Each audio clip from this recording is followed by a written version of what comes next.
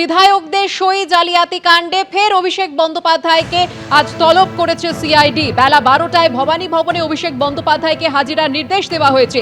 এর আগে 11 তারিখ তাকে 5.5 ঘন্টা ধরে জিজ্ঞাসাবাদ করা হয়, কিন্তু সেই জিজ্ঞাসাবাদে একাধিক প্রশ্নের উত্তর মেলেনি। সেই সঙ্গে সই জালিয়াতি কাণ্ডে কুণাল ঘোষকেও আজ সিআইডি তলব করা হয়েছে। আজ কুণাল ঘোষকে ভবানী ভবনে হাজিরার নির্দেশ দেওয়া হয়েছে। সিআইডি নোটিশ পাঠিয়েছে মদন মিত্রকেও।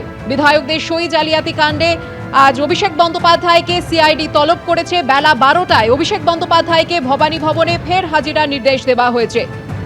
অন্যদিকে সই জালিয়াতি কাণ্ডে কুণাল ঘোষকেও আজ সিআইডি তলব, সেই সঙ্গে মদন মিত্রকেও নোটিশ পাঠিয়েছে সিআইডি।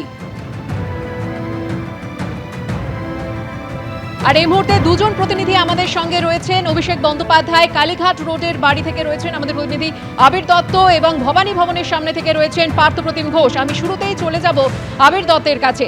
আবির, কি জানতে পারছো?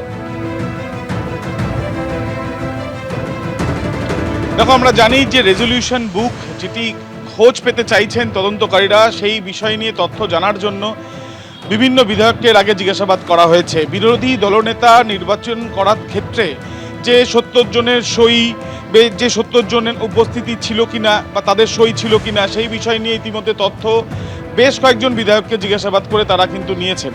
অভিষেক বন্দ্যোপাধ্যায়কে গত বৃহস্পতিবার তাকে যখন জিজ্ঞাসাবাদ করা হয় প্রায় 5.5 ঘন্টার, এরপরে তাকে নোটিশ দিয়ে বলা হয় যে আজকে, অর্থাৎ আজকে তাকে রবিবার উপস্থিত থাকার জন্য 12টা নাগাদ।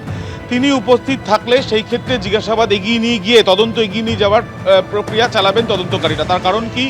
তার কারণ হচ্ছে যে এই যে রেজলিউশন বুকের খোঁজ করা হচ্ছে সিআইডির তরফ থেকে, সেই ক্ষেত্রে এখনও পর্যন্ত জিজ্ঞাসাবাদে সদর্থক যে বিষয়গুলো তারা পেয়েছেন, সেগুলোকে পেয়ে তদন্ত এগিয়ে নিয়ে যাওয়ার ক্ষেত্রে আরও জিজ্ঞাসাবাদের প্রয়োজনীয়তা রয়েছে। একবার ছবিটা দেখাচ্ছি, আমরা দেখতে পাচ্ছি যে এখানে প্রত্যেক দিনের মতন আজকেও পুলিশের যে পোস্টিং, সেই পোস্টিং দেখা যাচ্ছে অভিষেক বন্দ্যোপাধ্যায়ের কালীঘাটের এই বাড়ির সামনে।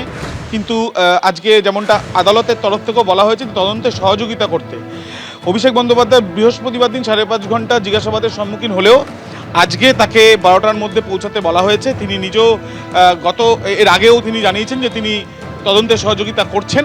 এখন দেখার বিষয় যে তিনি উপস্থিত থাকেন কিনা, এবং সেই ক্ষেত্রে সিআইডি তাকে জিজ্ঞাসাবাদ করে এই তদন্ত এগিয়ে নিয়ে যাওয়ার জন্য যে সদর্থক পয়েন্টগুলো তারা পেতে চাইছেন বা তদন্ত এগিয়ে নিয়ে যাওয়ার ক্ষেত্রে যে বিষয়গুলোর খোঁজ তারা করছেন, তারা সেটা পান কিনা, এখন সেটাই দেখার।